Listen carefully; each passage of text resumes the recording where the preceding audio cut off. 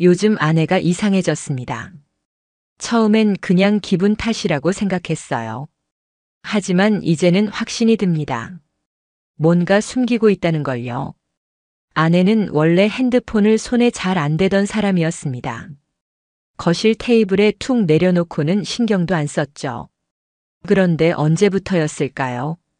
화장실 갈 때도 잠깐 옆방에 가는 순간에도 꼭 핸드폰을 들고 다녔어요. 심지어 샤워할 때도 욕실 선반 위에 올려놓더라고요. 그 모습이 너무 낯설었습니다. 밤이 되면 꼭 늦게까지 씻어요. 씻고 나오면 방에 혼자 들어가서 문을 닫아버립니다.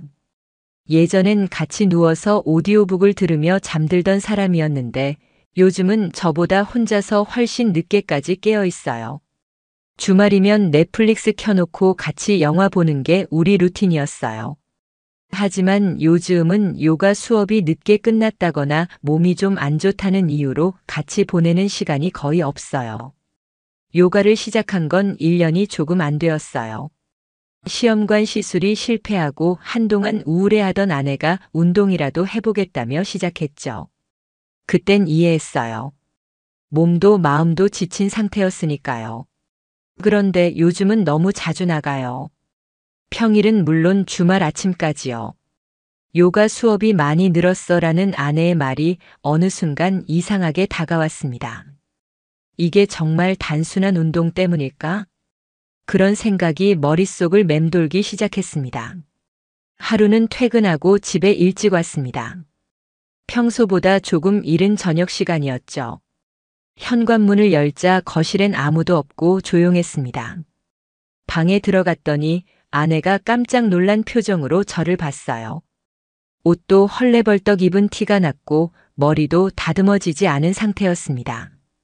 왜 이렇게 일찍 왔어? 오늘 회식 취소됐어. 배도 고프고 해서 그냥 왔지. 아, 그래? 나 지금 막 씻으려고 했는데. 말을 끝내지 못하고 눈을 피했습니다. 그날 밤 왠지 마음이 가라앉지 않았어요. 그렇게 서재에 앉아 책을 뒤적이던 중 책장 위에 놓인 다이어리가 눈에 들어왔습니다. 아내가 매일 짧게 기록하는 일기장 같은 거였죠. 무심코 넘기던 페이지에 낯선 문장이 하나 눈에 들어왔습니다. 그 사람과의 첫 수업. 처음엔 몰랐지만 점점 익숙해진다. 심장이 쿵 내려앉는 기분이었습니다. 그 사람이 누굴까? 왜 저런 표현을 썼을까? 단순히 요가 강사 이야기일까? 하지만 익숙해진다는 말이 묘하게 마음에 걸렸어요. 다음 날 출근해서도 일이 손에 잡히질 않았습니다. 점심시간에 몰래 핸드폰을 꺼내 SNS를 켰어요. 아내가 팔로우하는 요가 강사의 계정을 살펴봤습니다. 정장 차림으로 사진 찍은 남자 해외에서 수련했다는 이야기, 그리고 스튜디오에서 찍은 사진들 사이로 희미하게, 정말 희미하게 아내가 찍혀 있는 게 보였습니다. 뒷모습이었지만 아내의 운동복과 머리끈이 정확히 같았어요. 우연이라 하기엔 너무 또렷했죠. 그날 이후로 저는 무작정 의심하기보단 관찰하기로 마음먹었습니다. 증거가 필요했어요. 감정적으로 몰아붙였다가 괜히 오해로 끝나버리면 돌이킬 수 없는 상처만 남을지도 모르니까요. 며칠 뒤 아내가 요가 수업에 간다는 날 일찍 퇴근해서 근처 카페로 향했습니다. 그 요가 스튜디오는 강남역 8번 출구 근처에 있었고 도보 1분 거리에 작은 카페가 있었죠. 그날따라 바람이 많이 불었고 괜히 심장이 두근거렸습니다. 카페 안쪽 창가 자리에 앉아 요가 스튜디오가 보이는 방향을 바라보며 앉아 있었습니다. 30분쯤 지났을까? 아내가 스튜디오 문을 나왔습니다. 운동복 차림, 머리는 단정히 묶였고 손엔 작은 백 하나 들고 있었어요. 그녀의 뒤를 따라 나온 남자가 있었습니다. SNS에서 봤던 요가 강사였어요. 그 남자가 먼저 차 문을 열었고 아내는 아무렇지도 않게 그 차에 탔습니다. 가슴이 철렁했습니다. 모르는 사람의 차에, 그것도 너무 자연스럽게 타는 아내의 모습. 그 순간 머릿속이 하얘졌어요. 왜? 도대체 무슨 사이인 걸까? 아직 확실한 건 없었습니다. 하지만 의심은 점점 확신으로 바뀌고 있었어요. 다음엔 뭘 해야 할까요? 확인해야 했습니다. 그들의 관계가 어디까지인지를. 그날 이후로 저는 퇴근 시간이 되면 자꾸만 핸드폰을 들여다보게 됐습니다. 아내가 있는 장소, 통화 시간, 메시지 알림 하나하나가 신경 쓰였어요. 그렇다고 정면으로 묻는 건 아직 이르다 싶었고요. 그러다 보면 괜히 의심만 키울 수도 있으니까요. 그래서 조용히 보기로 했습니다. 지켜보는 쪽을 선택한 거죠. 하루는 아내가 외출하고 없는 틈에 작은 서랍을 정리하다가 다이어리를 다시 꺼냈어요. 이전엔 한 페이지만 봤는데 이번엔 차근차근 훑어보게 되더라고요. 손글씨는 깨끗했고 문장은 짧고 단순했지만 이상하게 반복되는 단어들이 있었습니다. 그 사람, 함께한 시간, 자꾸만 생각난다. 정확한 표현은 없었지만 저는 그게 단순한 운동 강사에 대한 표현은 아니라는 걸 느꼈습니다. 정서적으로도 너무 가까워져 있다는 느낌. 그게 제일 무서웠어요. 저는 아내의 핸드폰 백업 파일을 생각했습니다. 예전에도 기기 바꿀 때 제가 직접 백업을 도와준 적이 있었거든요. 같은 계정으로 로그인만 하면 사진, 대화 내역, 일정까지 다 볼 수 있다는 걸 알고 있었습니다. 물론 그걸 보는 순간 돌아올 수 없는 강을 건너는 셈이겠죠. 며칠을 고민했어요. 보다가 들키면? 아내가 오해했다고 몰아붙이면? 그런데요, 이미 마음속에선 그 계정을 열고 있더라고요. 집에 아무도 없는 날을 골라 아내의 노트북을 켰습니다. 비밀번호는 여전히 제 생일이었습니다. 그게 더 슬펐습니다. 겉으로는 모든 걸 공유하는 부부처럼 보였으니까요. 아이클라우드에 접속했고 메시지 동기화를 확인했어요. 최근 삭제된 메시지 항목에서 몇 개의 흔적이 남아 있었습니다. 오늘도 고마워요. 덕분에 1시간 동안 현실을 잊었어요. 내일도 갈 수 있어요. 괜찮죠? 누구에게 보낸 메시지인지는 쓰여 있지 않았습니다. 하지만 이건 친구 사이 메시지가 아니었습니다. 가슴이 턱 막혔습니다. 숨을 깊게 들이마셨는데 공기가 차갑게 느껴졌어요. 손끝이 얼어붙은 것처럼 굳어 있었습니다. 이게 현실일까? 내가 지금 뭘 보고 있는 걸까? 다시 한번 마음을 다잡았습니다. 확실한 게 필요했습니다. 이 정도로는 아무 말도 할 수 없었습니다. 정말로 이걸로 끝나버릴 수도 있으니까요. 다음 날 친구와 점심을 먹다가 무심코 그런 얘기를 흘렸습니다. 우리 집사람 말인데 요가 다니고부터 분위기가 좀 달라. 강사랑 좀 자주 연락하는 것 같아. 그거 기분 나쁘면 이상한 거냐? 친구는 숟가락을 들다가 멈추더니 저를 한참 쳐다보더군요. 그거 100%다. 네가 지금 말한 그 느낌. 아무 근거 없는 게 아니거든. 다 본능이야. 가슴 한쪽이 철렁 내려앉는 기분이었습니다. 그날 밤은 잠을 제대로 못 잤어요. 며칠 뒤 저는 직접 확인하기로 했습니다. 퇴근 시간을 일부러 당기고 요가 스튜디오 근처 카페로 또 향했습니다. 지난번과는 다르게 이번엔 캠코더를 들고 갔어요. 증거가 필요하다는 생각이 점점 강해졌거든요. 그리고 이번에도 아내는 그 남자와 함께 나왔습니다. 그 남자는 손에 텀블러를 들고 있었고 아내는 웃고 있었어요. 길 건너편에서 그 모습을 보는데 눈앞이 흐려졌습니다. 차에 타기 전 그 남자가 아내의 팔을 살짝 잡았습니다. 아내는 그 손을 피하지 않았습니다. 오히려 고개를 끄덕이며 조용히 웃더군요. 그걸 보는 순간 심장이 터질 것처럼 뛰었습니다. 그리고 알게 됐어요. 이건 단순한 오해가 아니란 걸요. 그들이 서로에게 기대고 있다는 걸요. 하지만 아직 말할 순 없었습니다. 그 사람의 정체, 그 둘의 관계 깊이, 그 모든 걸 더 분명히 알아야 했어요. 그래서 SNS에 다시 들어갔습니다. 그 남자의 계정에는 자기 아이와 함께 찍은 사진이 올라와 있었어요. 초등학교 1학년쯤 돼 보이는 남자아이. 그리고 오늘은 아들 운동회. 행복한 하루라는 문장. 유부남이었습니다. 그걸 보는 순간 머릿속이 새하얘졌어요. 이건 단순한 바람이 아닐 수도 있겠다는 생각이 들었어요. 내 아내가 유부남과 그 남자도 아내가 있는 상태에서 이걸 어떻게 받아들여야 할까? 이제 정말 돌아갈 수 없게 돼버린 걸까? 요가 강사가 유부남이라는 사실을 알게 된 순간 머릿속이 엉켜버렸습니다. 어디부터 어떻게 받아들여야 할지 몰랐어요.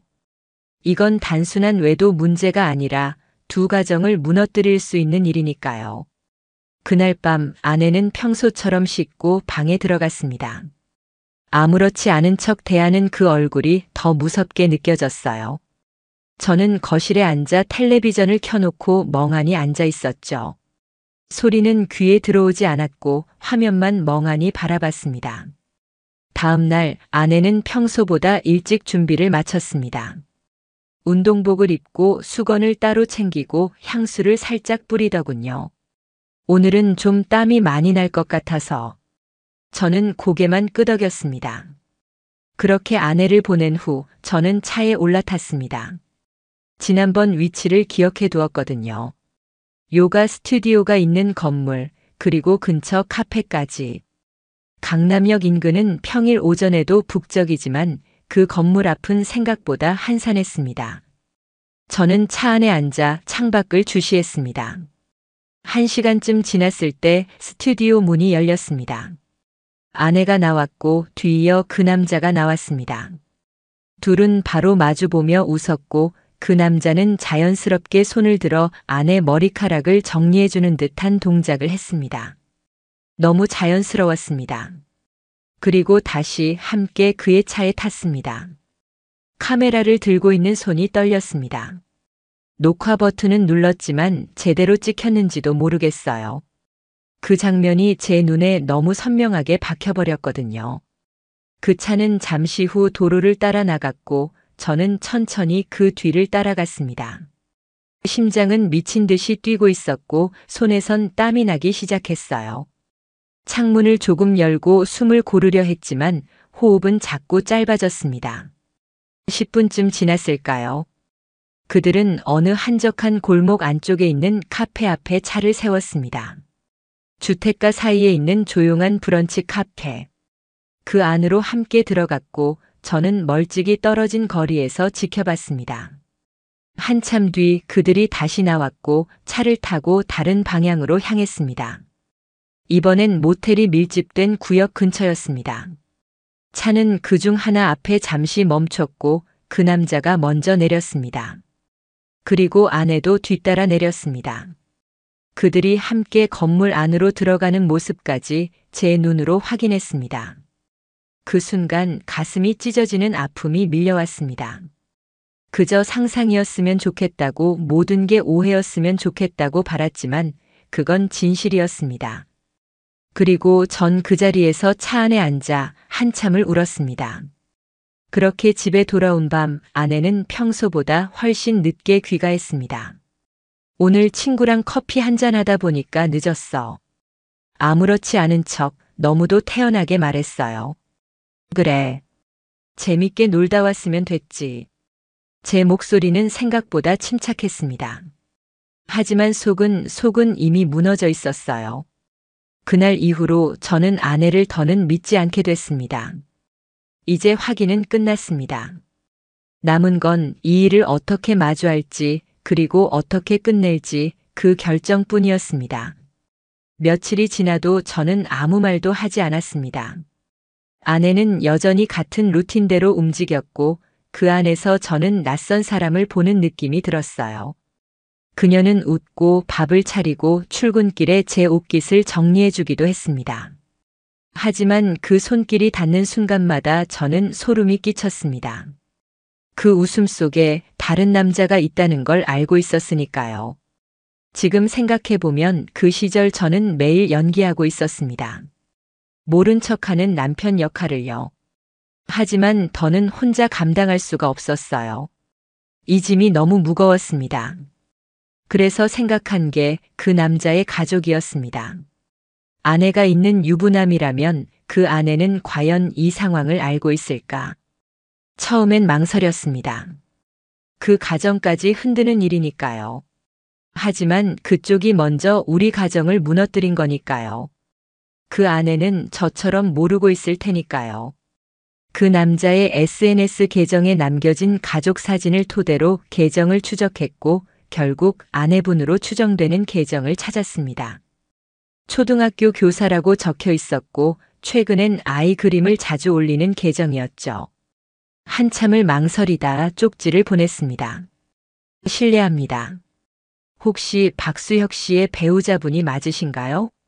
꼭 드릴 말씀이 있어 이렇게 연락드립니다. 하루 이틀이 지나도 답장은 없었습니다. 그러다 3일째 되는 날 저녁, 짧은 메시지가 왔습니다. 누구시죠? 저는 길게 고민한 끝에 지금까지 확인한 내용과 함께 사진 몇 장을 첨부해 보냈습니다. 답장은 바로 오지 않았지만 그날 밤 새벽 2시쯤 전화가 왔습니다. 혹시 정말 이게 다 사실인가요? 목소리는 떨리고 있었습니다. 제가 겪었던 그 순간을 그녀도 겪고 있는 거였습니다. 저도 확신이 없었어요. 그런데 요즘 자꾸 핸드폰을 화장실까지 들고 가고 자기 전에 늦게까지 뭘 보고 있고 그런 게 너무 낯설었어요. 그녀의 말에 저는 아무 말도 할 수 없었습니다. 대신 조용히 들었습니다. 그저 같은 상처를 가진 사람끼리 그 순간만큼은 서로를 이해하는 마음이었어요. 시간이 되시면 잠깐 만나보실래요? 얼굴 보고 얘기하면 더 정리가 될 것 같아서요. 그렇게 며칠 뒤 우리는 서울숲 근처 카페에서 만났습니다. 은지 씨는 조용하고 차분한 사람이었습니다. 말을 하기까지 몇 번이나 숨을 고르더라고요. 저도 그랬습니다. 서로 얼굴을 보며 잠시 말을 잃었습니다. 그 사람 처음엔 그냥 좋은 강사였어요. 몸이 안 좋아서 요가를 시작했는데 어느 순간부터 핸드폰을 감추고 외박 핑계를 대기 시작하더라고요. 저희 집도 비슷했어요. 아내가 요가 수업을 빌미로 너무 자주 외출하고 혼자 방에 있는 시간이 많아졌어요. 그날 대화는 조용하게 하지만 깊게 이어졌습니다. 둘 다 똑같이 자신이 뭘 잘못했는지를 먼저 말하더군요. 그게 참 안타까웠습니다. 잘못한 건 우리가 아닌데 우리가 먼저 미안해하고 있었던 거죠. 그날 이후 은지 씨와 가끔 연락을 주고받게 됐습니다. 증거 정리, 일정 조율, 필요한 정보 공유. 그렇게 이유 있는 만남이 이어졌습니다. 그리고 은지 씨가 말했습니다. 혹시 차의 블랙박스 영상 확인해 보셨어요? 제 남편은 외박한 날 차를 몰고 나갔거든요. 혹시 영상에 뭐라도 찍혔을까 싶어서요. 그 말에 저는 정신이 번쩍 들었습니다. 저도 아내가 가끔 집에 늦게 오는 날 대중교통이 아니라 차량 호출을 쓰거나 가끔 남의 차를 타고 왔다는 얘기를 했던 기억이 떠올랐거든요. 그날 밤 저는 블랙박스 복원업체에 연락을 했습니다. 은지 씨에게 받은 차량 내 메모리는 오래가지 않기 때문에 빠른 시일 내에 복원을 시도해야 했거든요. 며칠 뒤 복원된 일부 파일이 도착했습니다. 그중 하나의 짧은 영상. 어두운 밤 주차장에서 누군가 차에 오르고 조수석 문이 열리는 소리. 그리고 웃음소리.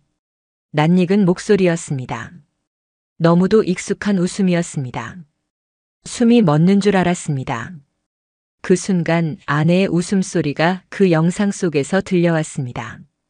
블랙박스 영상 속 웃음소리를 듣는 순간 숨이 막혔습니다. 저는 잠시 영상 재생을 멈췄습니다. 손끝이 떨리고 있었고 가슴이 쿵쿵 울리는 소리가 귓가를 때렸습니다. 그 웃음은 분명 아내의 웃음이었습니다. 몇 년을 함께 살아온 사람이 낼 수 있는 특유의 억양. 낯설면서도 너무 익숙했습니다. 화면 속 조명, 배경, 차량 내 대화, 그 모든 게 현실이 되어 눈앞에 펼쳐졌습니다. 영상을 몇 번이고 반복해서 확인했습니다. 그리고 그날 밤의 위치 기록과 비교해 봤어요. 블랙박스 영상에 기록된 좌표, 그리고 아내가 외출했다고 한 시간대와 완벽히 겹쳤습니다. 증거가 필요했습니다. 확실한 증거. 이제 말로 돌릴 수 없는 기록이요. 은지 씨에게도 상황을 공유했습니다. 그녀 역시 CCTV와 통화 내역, 문자 백업을 통해 하나하나 정황을 모으고 있었어요. 저희 집 CCTV, 원래는 주방하고 거실만 찍히거든요. 근데 남편이 외박한 날 새벽 4시에 집에 들어온 영상이 있어요. 그런데 옷이 아예 바뀌어 있었어요. 외박 핑계는 뭐래요? 직원들이랑 회식했다고요. 그녀는 조용히 한숨을 쉬며 말했습니다. 지금 생각해보면 다 거짓말이었는데 그땐 왜 몰랐을까요? 저도 고개를 끄덕였습니다. 같은 감정을 겪고 있는 사람끼리는 말을 길게 하지 않아도 다 전해졌습니다. 며칠 뒤 은지 씨가 카카오톡 대화를 복원해줬습니다. 자신의 남편이 사용하던 태블릿에 남아있던 백업 파일에서 나온 대화였어요. 그중 아내 이름과 너무나 유사한 닉네임이 있었습니다. 오늘도 힘이 나요. 당신 덕분에. 내일도 그 카페에서 봐요. 조용하고 좋더라고요. 혹시 그날 사진 아직 있어요? 짧은 문장, 애매한 표현이었지만 맥락은 분명했습니다. 그들이 교류하고 있었고 단순한 감정 이상의 관계라는 걸 암시했죠. 이쯤 되면 더는 의심이 아니었습니다. 이건 명백한 배신이었습니다. 하루는 아내가 외출한 사이 집에서 노트북을 확인하던 중 크롬 브라우저에 로그인 되어 있는 계정을 통해 사진 백업 클라우드를 확인하게 됐습니다. 몇 장의 사진, 흔들린 얼굴, 반쯤 잘린 테이블 위 커피잔, 그리고 차량 안에서 찍은 듯한 남자의 손목시계 일부가 보이는 사진. 정면이 아니었지만 그 시계는 분명히 그 요가 강사가 SNS에서 차고 있던 시계와 같았습니다. 고급 브랜드였고 모델명도 특이해서 기억하고 있었거든요. 머릿속이 아득해졌습니다. 증거 하나하나가 더 이상 피할 수 없는 진실을 향해 모이고 있었습니다. 그 즈음 은지 씨와 다시 만났습니다. 둘 다 감정이 많이 잠잠해진 상태였어요. 처음엔 서로 분노와 슬픔에 젖어 있었는데 지금은 더 이상 감정보다 현실에 집중해야 할 시기라는 걸 서로 알고 있었습니다. 정말 이걸 다 어떻게 했을까 싶어요. 둘이 우리가 이걸 모를 거라고 생각했을까요? 저는 아직 아내한테 한마디도 안 했어요. 그냥 지켜만 봤어요. 저도요. 솔직히 말하면 지금 이걸로 확실한 준비를 해두고 싶어요. 아이 문제도 있고 제가 손해보는 일은 만들고 싶지 않아서요. 그녀는 두 손을 모으고 조용히 말했습니다. 저도 고개를 끄덕였습니다. 마음은 이미 떠났지만 현실은 아직 정리되지 않았습니다. 그날 밤 저는 USB 하나에 모든 자료를 정리했습니다. 캡처한 메시지, 영상, 녹음 파일, 사진, 위치 기록까지 하나씩 정리하며 이게 끝을 향해 가고 있다는 걸 느꼈습니다. 그들의 이중 생활이 하나둘 드러날수록 마음 한구석이 차갑게 식어가는 걸 느꼈습니다. 이제 그녀와 마주해야 할 시간만 남아 있었어요. 결정의 순간이 다가왔습니다. 저는 더 이상 지켜만 볼 수 없었습니다. 모든 퍼즐 조각이 맞춰졌고 진실은 눈앞에 놓여 있었습니다. 그날 저녁 아내가 요가 수업을 마치고 집에 들어왔습니다. 평소처럼 가방을 내려놓고 손을 씻은 뒤 밥은 먹었어? 하고 물었습니다. 대충 먹었어. 우리 얘기 좀 하자. 제 말투가 달랐는지 아내는 눈빛이 살짝 흔들렸습니다. 잠시 멈칫하더니 조심스럽게 거실 소파에 앉았습니다. 무슨 일인데? 서진아. 지금 내가 뭘 알고 있는지 내가 생각하는 것보다 훨씬 많아. 그 말에 아내는 입술을 꾹 다물었습니다. 한참을 말없이 있다가 작은 목소리로 물었습니다. 뭘 안다는 거야?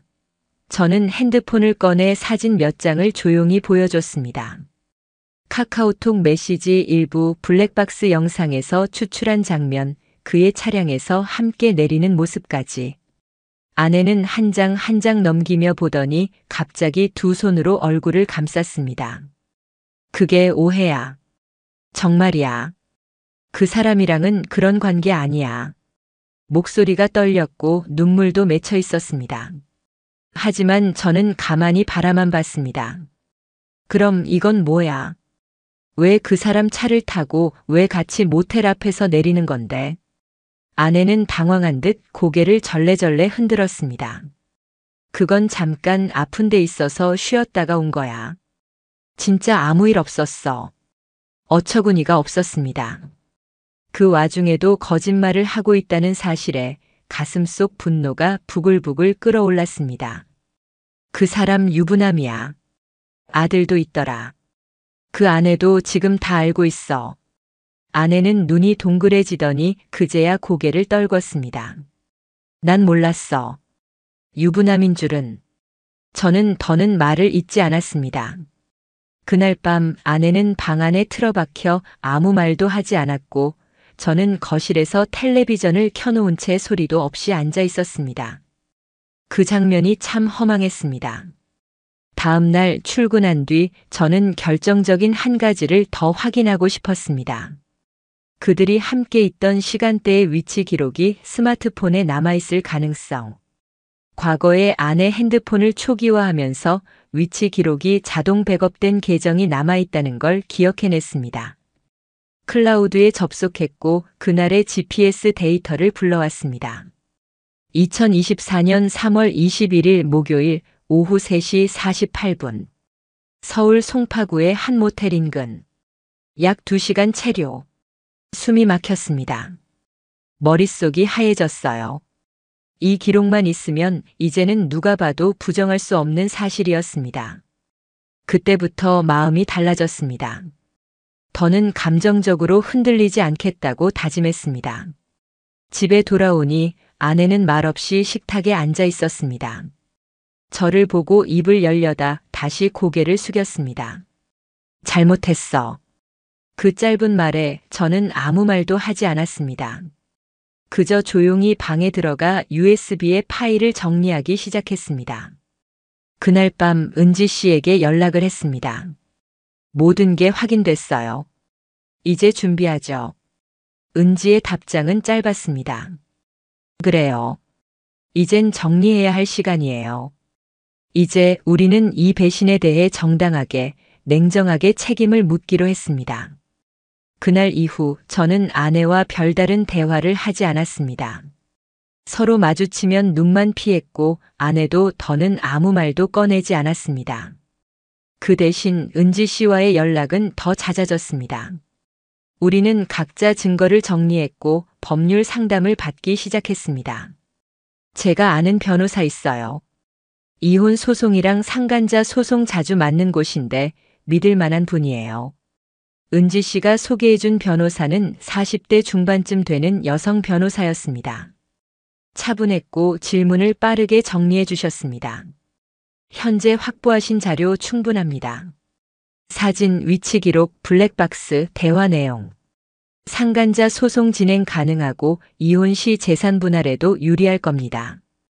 그 말에 은지 씨는 고개를 끄덕였고 저는 그 자리에선 조용히 메모만 했습니다. 사실 아직까지도 그 이름을 상간자라고 부르려니 가슴 한쪽이 막히는 느낌이었습니다. 하지만 이제 그 감정을 붙잡고 있을 여유는 없었습니다. 은지 씨는 아이 양육권을 확보하기 위해 남편이 아이를 돌보지 않았다는 증거들도 수집하고 있었죠. 그리고 변호사가 저에게 물어보더군요. 혹시 아내분 따로 사업 준비하신 거 없으세요? 변호사님의 질문에 저는 고개를 갸웃했어요. 요즘 SNS를 자주 하던데 어디 브랜드랑 협업한다고 하더라고요. 은지 씨와 함께 확인한 결과 아내는 조용히 SNS 쇼핑몰 창업 준비 중이었습니다. 사진도 이미 촬영을 마쳤고 서포터즈를 구하고 있는 게시물도 발견됐습니다. 이제 독립할 준비까지 했구나. 그 순간 묘하게 허탈했습니다. 그만큼 제가 아내에게 관심이 없었구나 하는 생각을 하면서도 이상한 배신감이 함께 찾아왔습니다. 그 무렵 저는 수혁이 운영 중이던 요가센터 프랜차이즈 본사에도 익명 민원을 넣었습니다. 귀사 가맹점 중 특정 지점에서 강사와 수강생 간의 부적절한 사적 관계가 확인되고 있으며 현재 법적 절차가 진행 중입니다. 귀사 이미지 손상 우려가 있어 제보드립니다. 며칠 후 본사 측에서 해당 지점 점검 관련 메일 회신이 왔고 정식 경고 조치가 내려졌다는 연락을 받았습니다. 수혁에겐 조용히 압박이 들어가고 있었습니다. 또한 프랜차이즈 블로그나 지역 커뮤니티에도 비슷한 내용이 조금씩 퍼지기 시작했어요. 누가 썼는지는 모르지만 내용은 정확하게 요점을 찌르고 있었죠.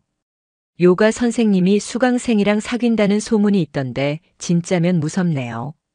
아이 맡기던 학부형인데 충격입니다. 그 여자 사진 어디서 본 것 같은데? 댓글이 달리고 서서히 사람들의 관심이 옮겨가기 시작했습니다.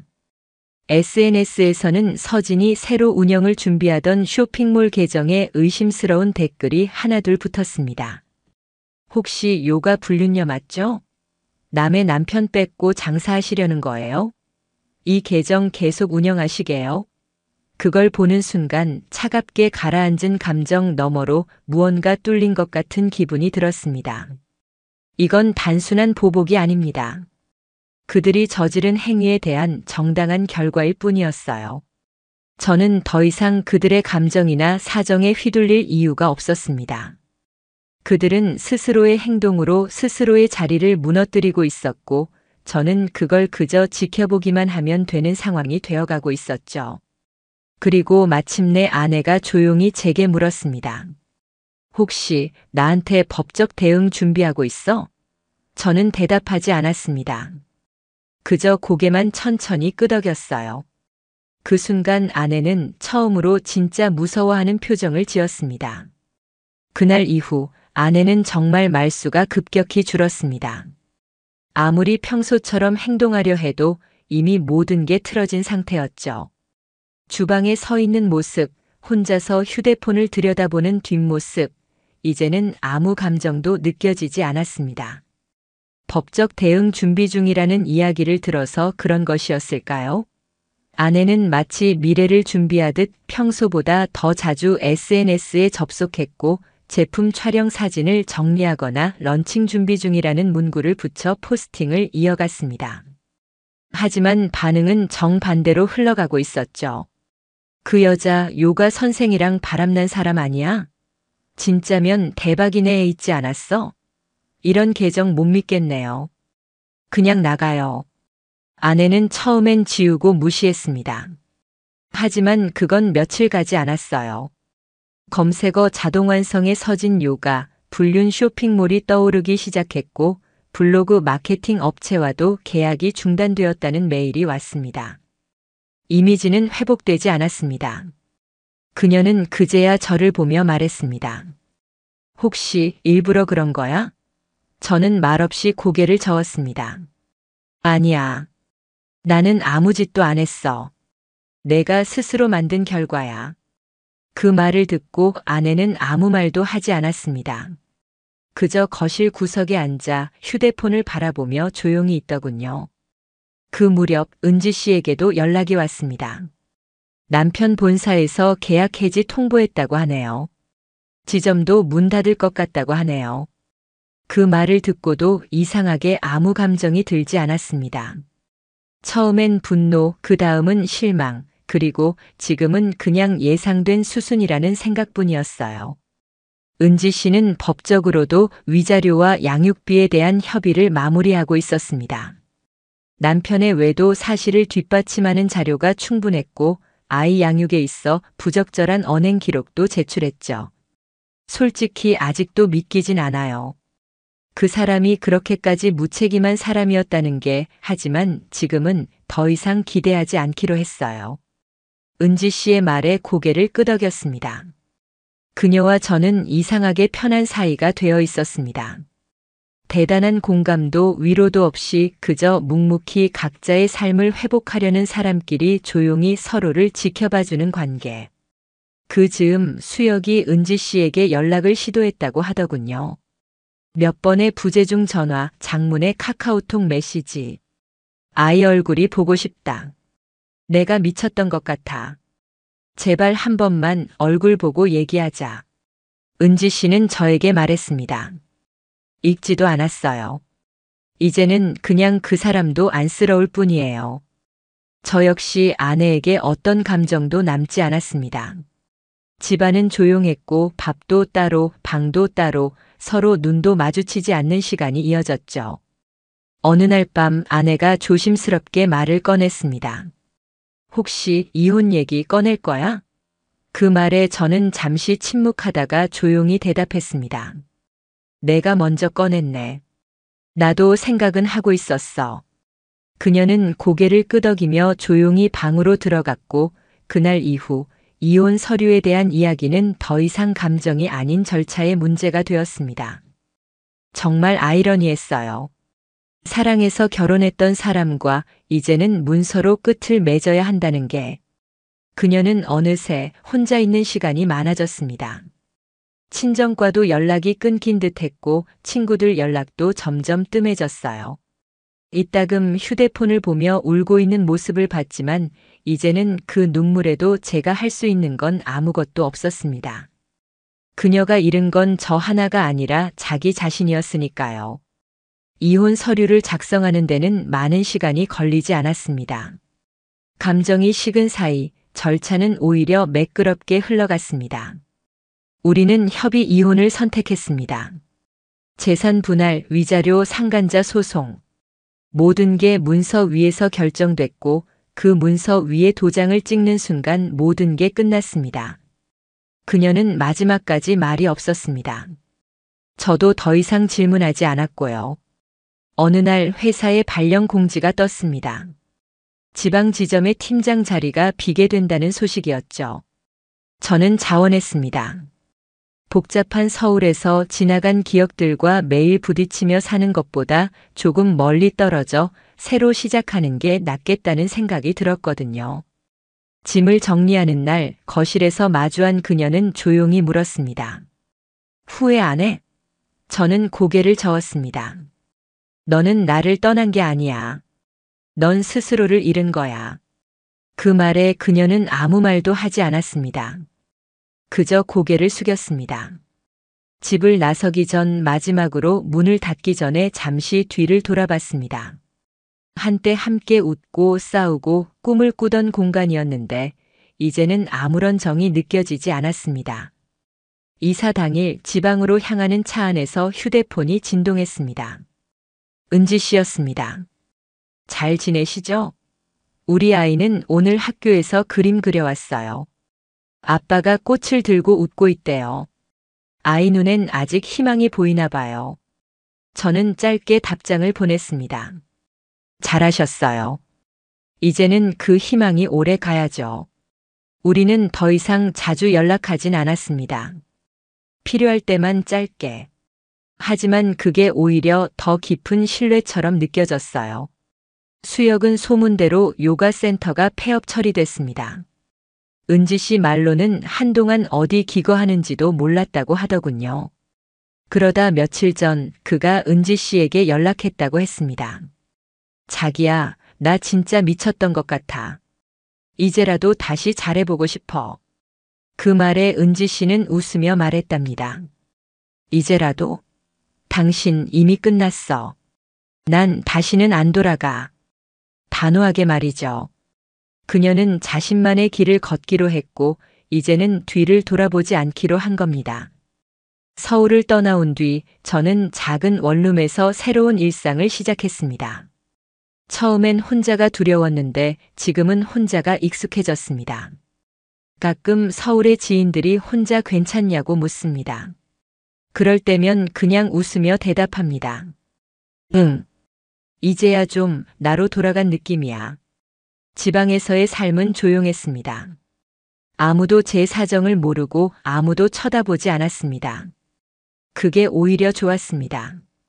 편의점 앞 벤치에 앉아 혼자 커피를 마시던 어느 날 문득 이런 생각이 들었어요. 이제는 괜찮다. 서울에 있을 땐 무슨 일이 있어도 견디기 위해 버텼지만 여기선 굳이 애쓰지 않아도 살 수 있었습니다. 새로운 회사 사람들은 제 과거를 묻지 않았고 저도 대답하지 않았습니다. 점심시간엔 조용히 식사하고 퇴근길엔 시장 골목을 걸었습니다. 어느 날은 퇴근 후 작은 도서관에 들러 책 한 권을 빌려오기도 했고 어느 날은 근처 산책로를 걷다가 흘러나오는 라디오 방송에 귀를 기울이기도 했죠. 그렇게 아무 일 없는 날들이 조금씩 저를 회복시켰습니다. 어느 주말엔 근처 작은 카페에서 커피를 마시다가 가끔 연락을 주고받던 은지 씨에게 문득 사진 한 장을 보냈습니다. 창밖 풍경, 길고양이 한 마리, 그리고 조용한 오후의 햇살. 은지의 답장은 짧았습니다. 좋아 보여요. 저도 이제 조금씩 괜찮아지고 있어요. 더 이상 위로나 공감이 필요 없는 그저 서로의 안부가 편안한 그런 사이가 되었습니다. 누군가는 말했습니다. 복수는 뭔가를 되갚아주는 거라고. 하지만 저는 그렇게 생각하지 않습니다.